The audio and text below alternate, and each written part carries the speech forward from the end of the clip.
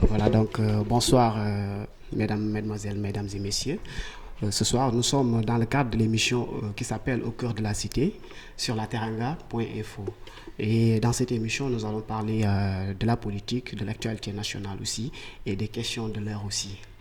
Voilà, donc je vais vous laisser d'abord vous présenter. Merci beaucoup. Comme vous l'avez dit, c'est Marie-Sow Ndiaye et je suis la présidente de la Commission féminine nationale de l'UJTL, en même temps secrétaire générale de l'UJTL de Pikine-Est, ma section, et je salue de passage le coordonnateur national du PDS, M. Omar Sarr. Je salue aussi vos téléspectateurs, comme on le dit dans le jargon, vos auditeurs pareillement, et je salue l'ensemble des Sénégalaises et des Sénégalais. Et en même temps, vous souhaitez mes meilleurs vœux de Nouvel An. Avant tout, je souhaite aux différents téléspectateurs et aux téléspectatrices de votre chaîne, donc mes meilleurs vœux. Mais aussi, moi je m'appelle Abdoulaye Sow, je suis le chargé de la communication de la COJER départementale à Guédiawaye. Et je salue au passage le président de la République, son Excellence M. Macky Sall. Mais aussi, je salue le maire de la ville de Guédiawaye, M. Aliou Sall, sans pour autant oublier mon mentor politique qui est M. Lat Diop, le directeur de l'investissement du Sénégal. Voilà, donc merci beaucoup, monsieur Sow et madame Ndiaye. Donc l'actualité nationale est dominée par l'adoption, par le débat sur l'adoption du nouveau code électoral portant le nombre de députés à 165, dont 15 députés pour la diaspora. Quelle appréciation faites-vous de cette nouveau code électoral? Voilà, merci beaucoup. Moi, je commencerai d'abord par poser une question. Est-ce que c'est utile pour le moment pour le Sénégal d'aujourd'hui? Là où les retraités sont en grève, les enseignants sont en grève, le corps médical est en grève et même la justice est en grève. On n'est pas contre l'adoption de cette loi. Par contre, ce que Macky Sall avait promis aux Sénégalais lors du référendum, ce n'était pas 165 députés, mais plutôt 10 de plus au lieu de 15. Maintenant, pourquoi il a augmenté de 15 députés? Pourquoi il veut imposer cette loi qui n'est pas passée en référendum? C'est ça en fait mon inquiétude. Mais on n'est pas contre le fait que les députés de la diaspora, qu'on leur alloue un quota. Parce que le Sénégal maintenant, ça marche sous forme de quota. Le quota de telle personne, quota de tel groupe, ainsi de suite. Puisque ça fonctionne comme ça, maintenant, nous, ce qui nous intéresse, ce n'est pas les députés alloués à la diaspora. Déjà, la diaspora était déjà représentée à l'Assemblée. D'accord, on peut leur allouer 10 députés, mais pourquoi 15 députés? C'est ça la question que je vous pose actuellement. Pourquoi impérativement vouloir augmenter de 15 députés alors que le poids électoral de la diaspora n'est pas plus grand, n'est pas plus élevé que le poids électoral de Pikine, d'où je viens? Le poids de la diaspora n'est pas plus élevé que les Parcelles Assainies. Pourquoi Parcelles Assainies doit se limiter à 5, 6 députés? Aujourd'hui, la diaspora doit avoir 15 députés. C'est ça mon inquiétude en fait par rapport à cette question. Mais est-ce qu'on ne doit pas s'interroger au moins sur la question de savoir comment la répartition a été faite pour allouer au moins les 15 députés à la diaspora? D'accord. Par rapport à la répartition, d'habitude pour le Sénégal, c'est par poids électoral qu'on alloue des nombres de députés. Par exemple, pour un département comme Pikine, Pikine avait 5 députés. 5 députés, c'est par rapport à son poids électoral. Maintenant, est-ce que la diaspora est aussi importante dans le cadre de son poids électoral pour qu'on leur alloue 15 députés? Et maintenant, comment est-ce que les 15 députés vont faire pour venir siéger au Sénégal, au charge des Sénégalais encore? Comment est-ce que les 15 députés vont... Est-ce qu'ils pourront réellement accomplir réellement leurs fonctions à l'Assemblée? Moi, je dirais non. Je dirais non. Déjà, un élément de la diaspora, il a son boulot ailleurs. Il travaille à l'étranger. Peut-être qu'il a sa famille qu'il nourrit ici. Enfin, à peu près, je dirais que je mettrais ça entre guillemets. Peut-être que c'est à cause de cela. Ou bien, est-ce que Macky Sall ne s'est pas rendu à l'étranger et a vu que pratiquement il a été élu par la diaspora? Peut-être que c'est ça aussi. Pour leur faire un petit coucou, il leur alloue 15 députés. Et vous pensez que cette répartition n'a pas été bien faite? En plus aussi, est-ce que ce n'est pas aussi des dépenses inutiles en octroyant, en donnant 15 députés aux députés de la diaspora? 15 députés à la diaspora, moi je ne dirais pas que je ne suis pas contre la diaspora, encore une fois de plus, mais 15 députés à la diaspora, alors que c'est 10 députés qui est passé en référendum. Donc est-ce que l'idéal ne serait pas de refaire encore un autre référendum? Parce que normalement, ça doit passer en référendum. Si ce n'est pas une loi référendaire, on dit qu'on est contre ça. C'est comment il a fait pour faire voter à sa majorité les 15 députés qui donnent des pincements de cœur. Aujourd'hui, c'est 10 députés. Les 10 députés, tout le monde était d'accord. Tout le monde était d'accord sur les 10 députés. Mais pourquoi 15 députés? C'est le pourquoi à ce moment-là qui nous intéresse. D'accord. Voilà donc Monsieur Sow, donc nous allons revenir vers vous puisque Madame Ndiaye s'est déjà exprimée par rapport à au nombre de députés, aux 15 députés octroyés à la diaspora. Et vous, qu'est-ce que vous pensez de ce nombre? Et est-ce qu'il est utile même de faire ces réformes pour octroyer à la diaspora 15 députés? Bon, avant tout, il faut comprendre la logique du président, son excellence. Parce que tout simplement, ce qu'il faut comprendre par là, c'est qu'en 2009, il avait tenu des promesses par rapport à la diaspora. Quelles étaient ces promesses? Ces promesses étaient que la diaspora doit être représentée au niveau de l'Assemblée nationale. D'où l'importance même, si vous voyez par rapport au logo de l'APR avec les 15 étoiles, c'est que veut dire qu'il y a 14 étoiles qui représentent les régions territoire national et le 15e, ça représente la diaspora. Donc, concernant par rapport au nombre qu'il a dit, le 10, je dis qu'il n'y avait pas un accord. Et c'était pas aussi, ça ne faisait pas partie des points par rapport au référendum. Ça ne faisait pas partie. Donc, dans ce cadre, je pense que c'était lors du conseil, lors du dialogue national, qu'ils avaient discuté de ça. Mais ils n'avaient pas tombé d'accord sur le nombre de 10. Ça, il faut que ça soit très clair. Deuxième chose, par rapport au nombre, ce qu'il faut comprendre par là, aujourd'hui la diaspora représente presque 3 millions de Sénégalais. Est-ce qu'on doit les laisser en rade? Et depuis lors, parce que depuis les indépendances, depuis 1960 jusqu'à de nos jours, presque si on prend au moins 15 familles, voire 20 familles, ce sont les Sénégalais de l'extérieur qui les nourrissent. Ils investissent chaque année plus de 1000 milliards dans ce pays. Est-ce que doit-on les laisser continuer alors qu'ils ne sont pas bien représentés? Il m'a dit tout à l'heure que la diaspora a été toujours représentée. Si, comment?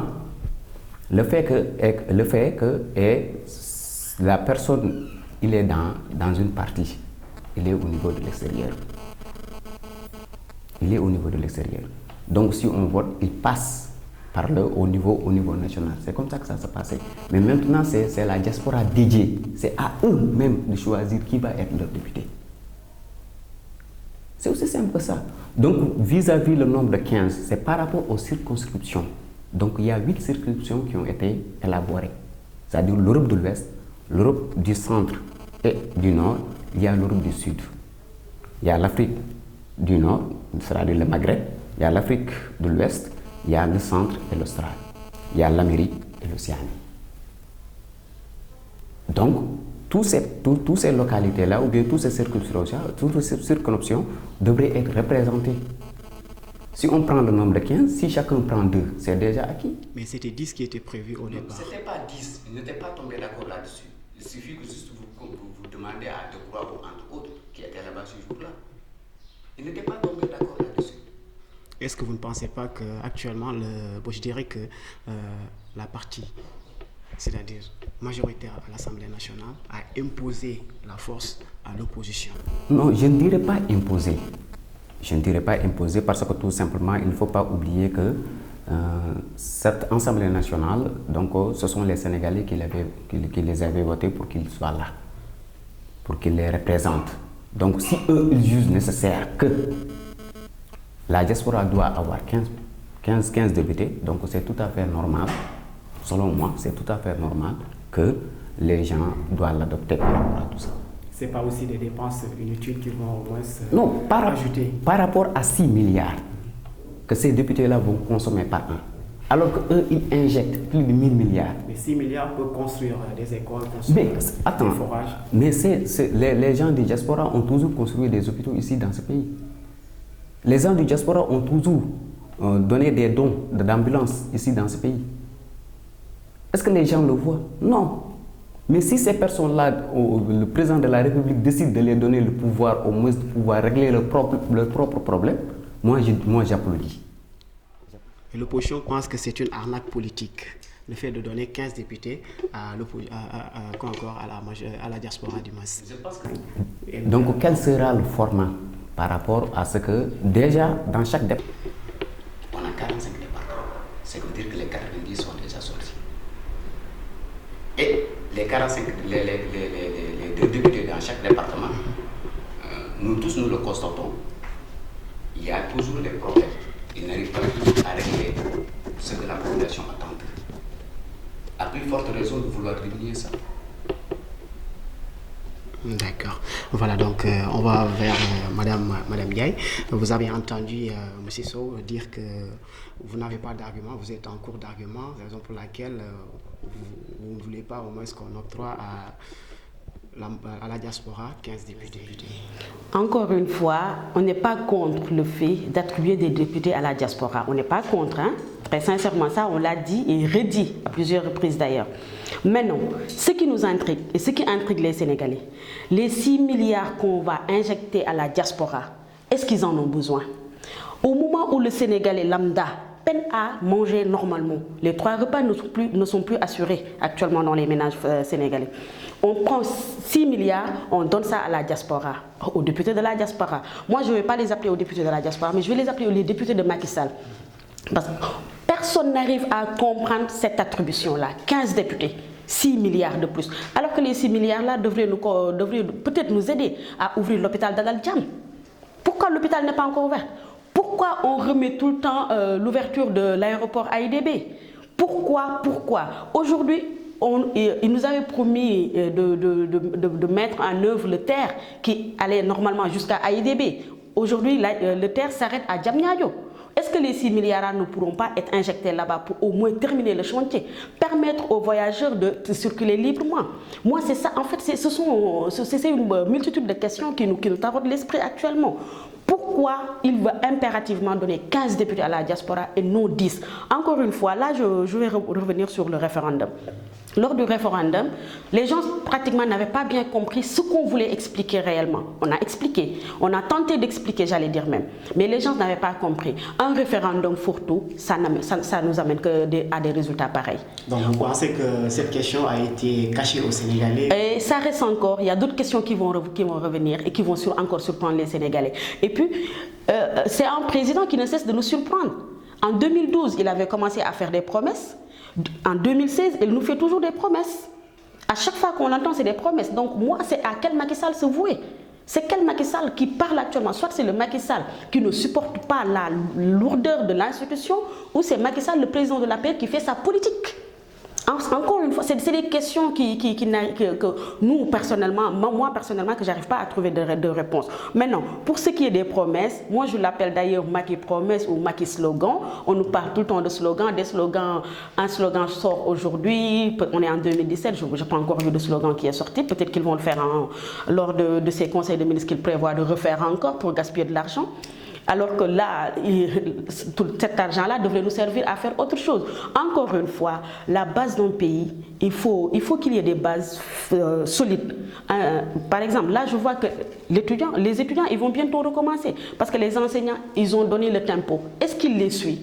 Ou bien il est omnibulé par son projet de réélection? En quelque sorte, c'est ça. On voit une personne qui est là, qui n'est intéressée que par une chose, sa réélection. À la fin, il oublie les besoins des Sénégalais. Alors que les Sénégalais souffrent en douce, même s'ils ne le disent pas. Ils n'ont même plus le droit de le dire parce qu'au Sénégal, tout est interdit. Maintenant, pour la manifestation de Paris, moi je dis qu'être sur un plateau et dire qu'il y avait 26 présents, ça c'est vraiment manquer de respect aux Sénégalais. On n'était pas au Sénégal, on était en France. Même si c'était 2 personnes, c'était important. Est-ce qu'il a saisi le rebond? Est-ce qu'il a réellement compris ce que les gens voulaient dire? C'est ça en fait qu'il faut se demander. Mais dire qu'il y avait 26 présents ou il y avait 2 présents, ça importe peu. Ça importe peu. Et vous êtes sur les réseaux sociaux, vous vantez de dire qu'il y avait 26 personnes, alors que vous-même, vous ne voulez pas voir les images. En France, les Sénégalais qui se déplacent arrivent à massifier, arrivent à regrouper des gens sur un lieu déterminé. Là, moi, je dis que bravo. Et il ne faut pas oublier aussi que ça vous l'aviez fait. Avec Wade, vous avez commencé à le faire et ça a porté ses fruits pour vous, malheureusement pour nous les Sénégalais. D'accord. Et Monsieur Sow, que répondez-vous à ce que Madame vient de dire en disant que les priorités sont ailleurs? Parce qu'il y a au moins l'hôpital dans l'Al-Djam qui doit être terminé parce que c'est pas encore, les constructions n'ont pas encore terminé, il n'y a pas encore de matériel là-bas. Et il y a aussi le projet du terre aussi qui devait aller jusqu'à l'AIDB. Dans l'Al-Djam, c'est terminé depuis Wade. Depuis Wade, c'est terminé et le matériel est à l'intérieur. Pourquoi ils peinent à nous? Mais il y a des services qui ne fonctionnent pas. Qui ne fonctionnent pas et qui ne vont peut-être même pas commencer à fonctionner. Pourquoi maintenant? Et que répondez-vous à ça? Je lui dis tout simplement que chaque chose a son temps. Et qu'il y a le service sanitaire dirigé par le ministre, Mme Marie Coll Seck, qui sait pertinemment ce qu'il fait, ce qu'elle fait autant pour moi. Donc, me barricader par rapport à cette...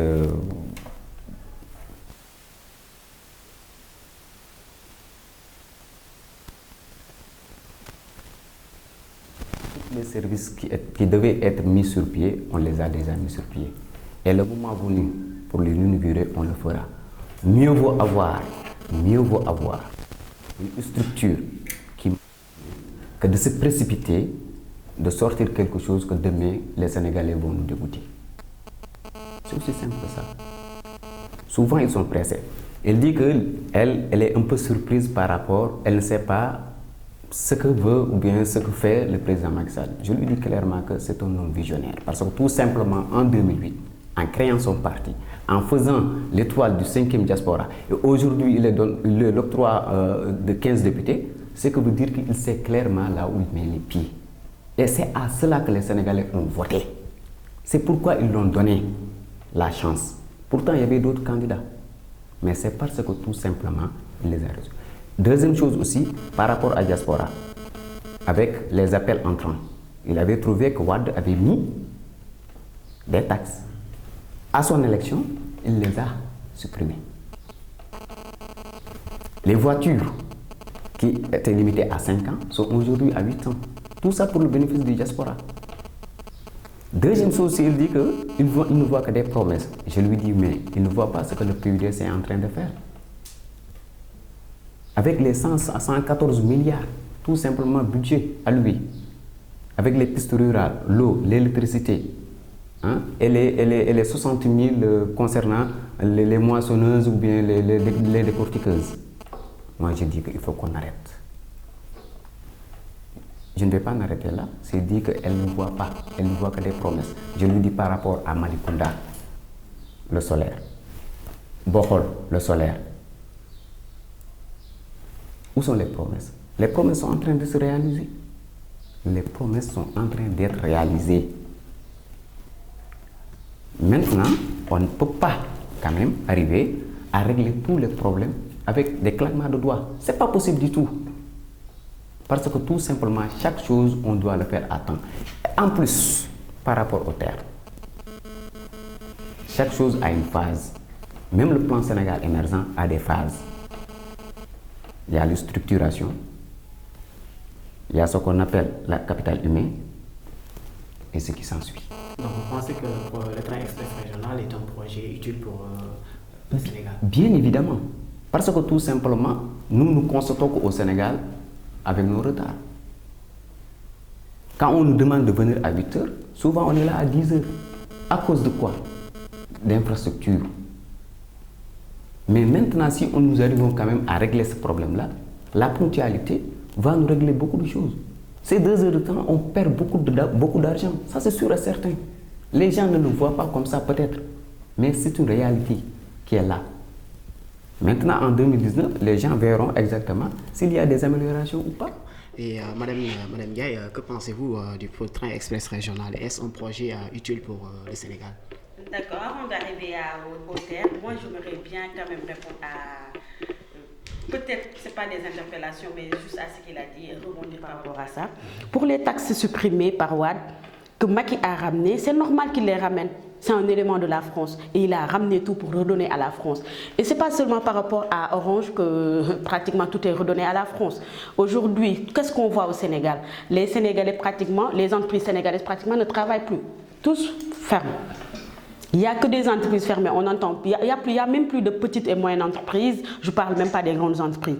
Maintenant, pour les voitures augmentées, ça c'était aussi pour faire un clin d'œil à la diaspora. Il était parti là-bas. Il avait fait des promesses. Effectivement, il avait fait des promesses. Et ce n'est pas pour rien qu'on l'appelle d'ailleurs Macky Promesse. Il a fait des promesses. C'est normal qu'il essaie de tenir. Et là, moi, je dis qu'on n'est pas encore arrivé, il n'est pas encore arrivé à ses fins. Et très prochainement, vous verrez que même l'augmentation, là, il va changer. Il va changer. Il est obligé de changer parce que là, il a encore promis à l'étranger qu'il va encore augmenter l'âge des voitures, l'âge d'entrée des voitures. Maintenant, pour le PUDC, moi, j'entends tout le temps, en fait, c'est leur arme de guerre actuellement. Ils ont oublié Yoonu Yokkute, ils ont oublié accélérer la cadence, ils ont oublié plan Sénégal émergent. Parce que là, ils savent que voilà, ils ne peuvent pas faire émerger le Sénégal avec des slogans. Donc, ils nous amènent au PUDC. C'est quoi le PUDC? C'est un programme électoraliste. C'est là où il est parti faire ses tournées. Moi, je dirais, c'était un dorantou qu'il faisait à l'intérieur du pays. C'est normal. Mais là où je suis sidérée, c'est quand même qu'on arrive à se glorifier des faits du PUDC, alors qu'en réalité, le PUDC n'est rien. Parce que moi, je ne peux pas concevoir le PUDC qui va au Fouta, qui ne cultive pas l'arachide, il leur donne des machines à huile. Pour là. Mais ça, peut-être c'était pour le bassin arachidier. C'était juste pour dire que voilà, on a fait ceci. Alors, un programme électoral, tout le monde comprend, hein? C'est toujours comme ça.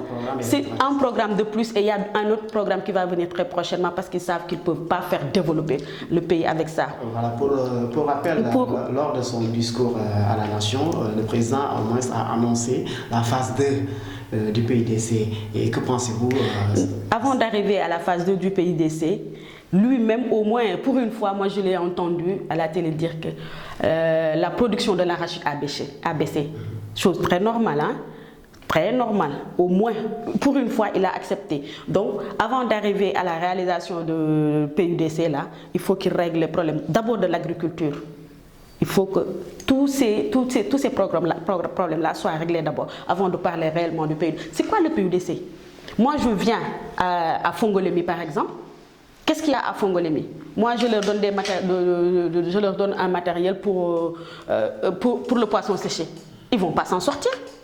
Ils ne vont rien faire, c'est juste donner pour donner, mais pas pour donner pour réaliser quelque chose. Vous pensez que le projet n'est pas pertinent?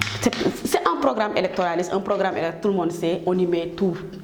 C'est un programme fourre-tout, donc tout est là-dedans. Maintenant, pour arriver aux terres, moi, ce qui me sidère, je l'ai dit tout à l'heure à l'entame de mes propos, en terre, ils ont battu campagne pratiquement sur ça lors des conseils de ministres décentralisés. Partout où ils passaient, ils parlaient de l'arrivée du terre. Le terre qui va arriver, qui va rallier, qui va desservir par exemple les zones rurales, qui va desservir Dakar pour AIDB. Pour combien de milliards? Il nous avait dit, je sais plus, pour le Sénégal. Voilà, pour le Sénégal, ils avaient dit 563 milliards. 563 milliards. Mais les 563 milliards, ils vont jusqu'où? Non, les 563 milliards qui ont été déjà attribués, c'est pour 57 km de route et c'est jusqu'à Diamniadio. C'est jusqu'à Diamniadio. Maintenant, de Diamniadio à AIDB, les gens vont se déplacer comment? Comment est-ce qu'ils vont faire pour arriver? Parce que AIDB, pour le moment, le terre s'arrête à Diamniadio, heureusement pour eux d'ailleurs. Et l'AIDB sera livré en 2019.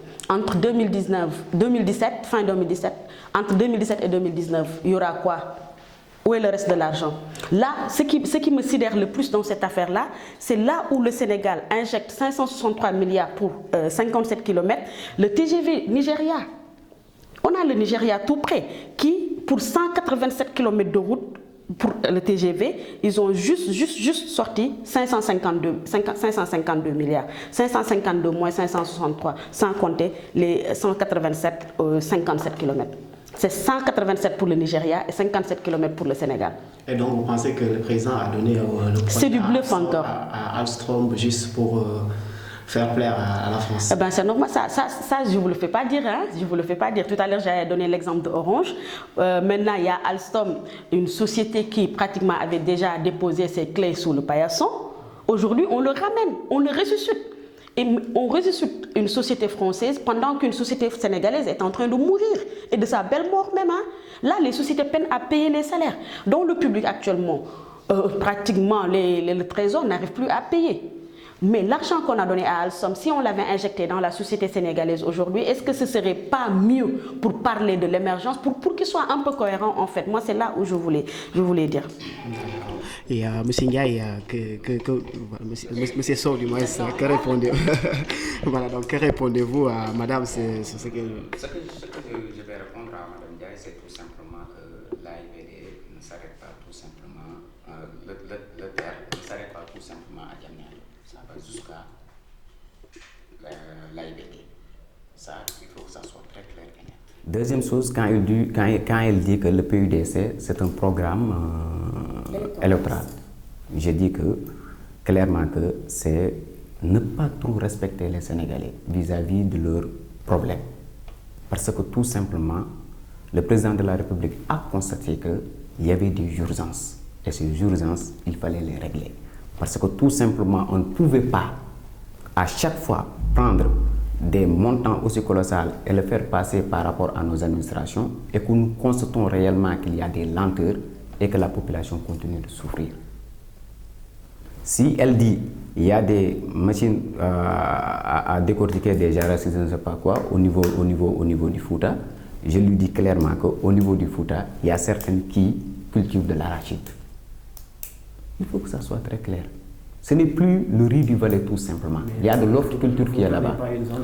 Effectivement, mais cela n'empêche, s'il y a des gens qui s'activent dans ce domaine-là, ils ont droit de l'avoir.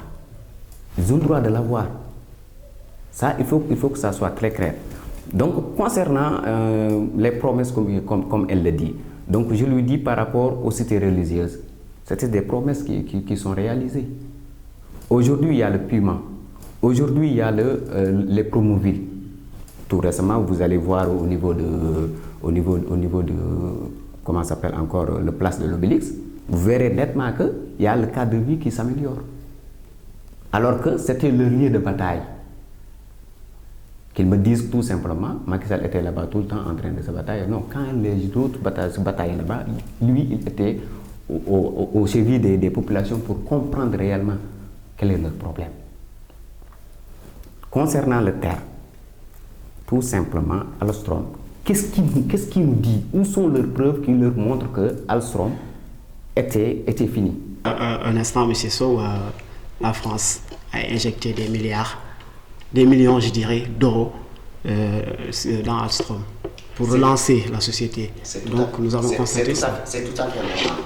C'est tout à fait normal parce que c'est leur entreprise nationale. Oui. Donc, ils devront le faire. Donc on peut dire que Alstom était déjà fini. Non, mais puisque la France a investi autant de millions d'euros, c'est combien de francs CFA ici au Sénégal? C'est des milliards. Donc, à plus forte raison, dans une société où on le donnait étant le premier dans son domaine, comment peut-on le comparer avec du pacotille qu'on fait au niveau du Nigeria? On dit TGV, ici on dit trait à écartement. C'est très différent. Il faut que les gens essayent arrêtent de faire la comparaison des choses qui ne sont même pas pareilles. Il faut que ça s'arrête. Ok, on avance un peu, Madame Sow et Madame Ndiaye et Monsieur Sow. Donc, puisque le président, lors de son discours à la nation, il a annoncé beaucoup de choses, beaucoup de questions.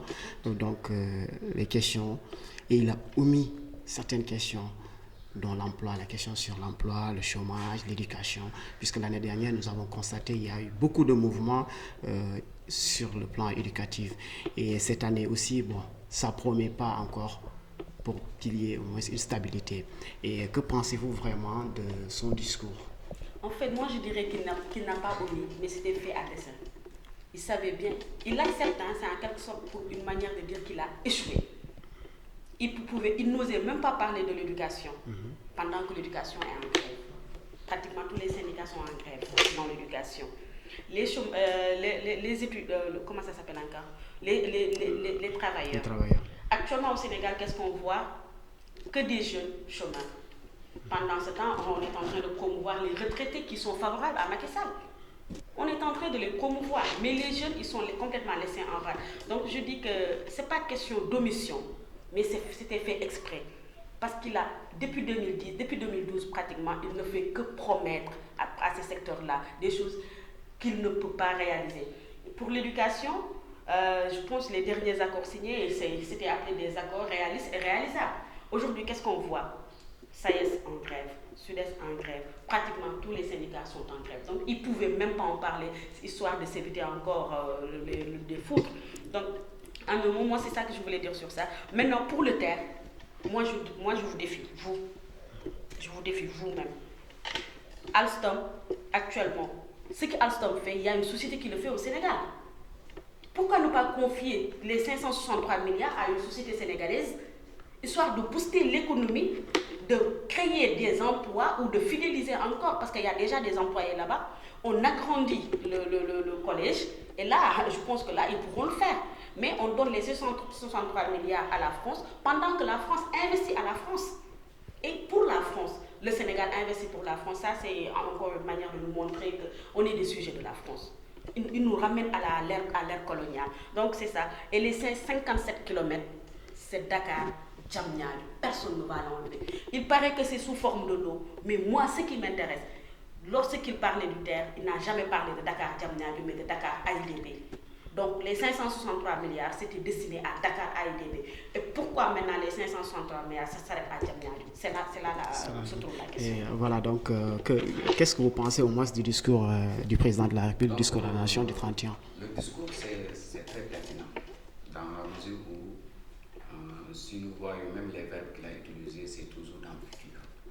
Donc, ceci dit qu'il essaye tant bien que mal, à son niveau, d'être concret et réaliste par rapport à sa vision, par rapport à sa croyance des premiers œuvres.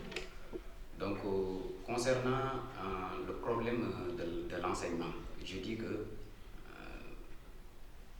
21 milliards sont investis dans l'éducation. Est-ce que réellement il y a un gouvernement qui l'a déjà fait dans le passé? Connaissant les problèmes de l'éducation au niveau du Sénégal, est-ce qu'il y en a un gouvernement qui a investi 21 milliards pour payer les dettes ou bien les salaires Les 40% dont Abdoulaye Wade les avait attribués. Mais les 40% c'est juste un nom. Si on dit que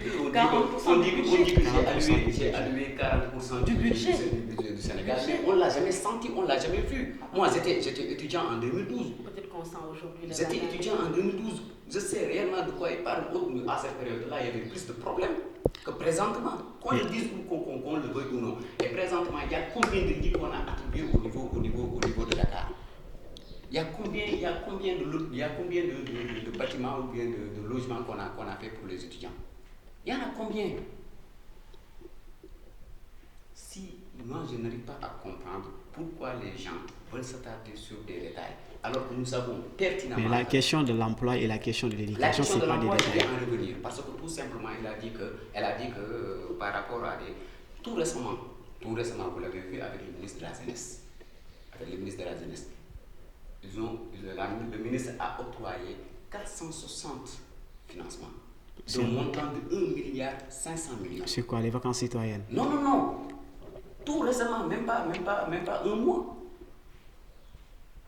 Vous étiez par rapport à ça? Donc vous pensez que le ministre de la Jeunesse a déjà réglé la question de l'emploi? La question de l'emploi, le problème de l'emploi au Sénégal, ça, l'État ne peut pas le régler en un moment. C'est pas possible. Ce problème-là, on le confronte un peu partout dans le monde. On vit à des temps difficiles, donc c'est tout à fait normal. Au moins, lui, il essaye, tant bien que mal, quand même, de soutenir sa jeunesse. Avec des projets, avec l'ANPEJ qui, au moins, qui guide par rapport à leur ancien format. Tu viens, tu apportes un document je ne sais pas, c'est plagié ou du collègue. Tu viens, tu donnes, et puis on te donne l'argent, et puis tu manges. Ce n'est jamais remboursable. Aujourd'hui, au moins, il y a une structure structure qui est là, prête à accompagner la jeunesse, à lui rédiger un document bancable, bien solide, avec un comité de suivi par rapport au PAMECAS et entre autres, et aux caisses de sécurité. Qu'est-ce qu'il veut de plus? Est-ce que l'opinion, est-ce que le gouvernement va prendre autant de jeunes et les faire dans la fonction publique? C'est pas possible. Nous tous, nous le savons. Nous savons pertinemment que la fonction publique ne peut pas recruter tout le monde. Donc il faut qu'il y ait de l'auto-emploi.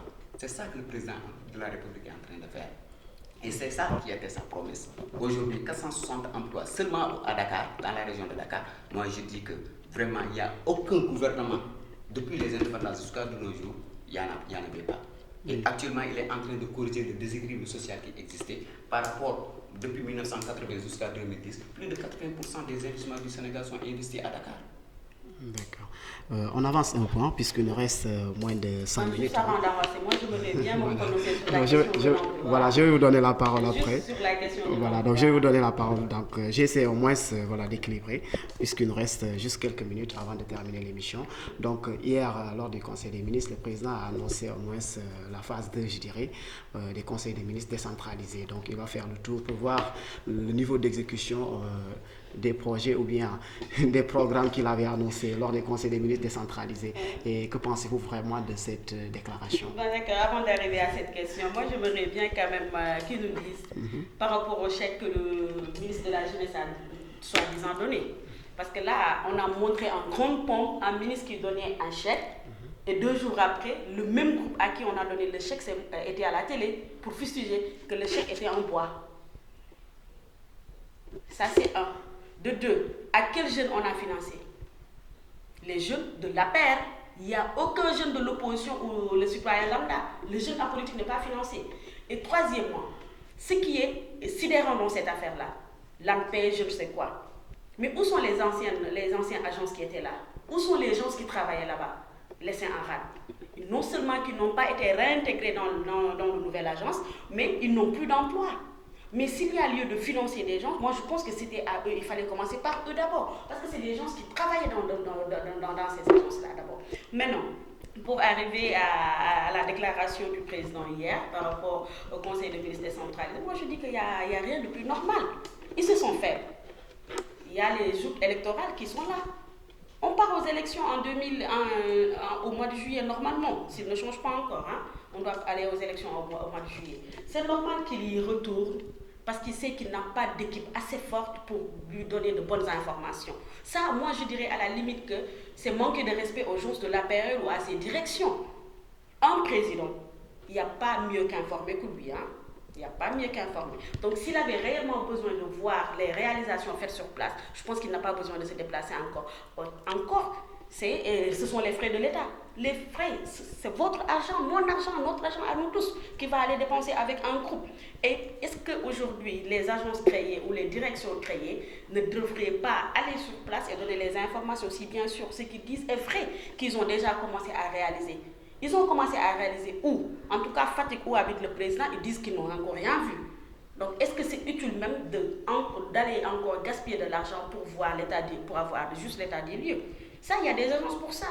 Il a pas mal de conseillers, pas mal de ministres délégués qui peuvent s'en charger au lieu qu'ils se déplacent. Mais c'est normal, c'est dire aux gens de l'APRL, je ne vous fais pas confiance.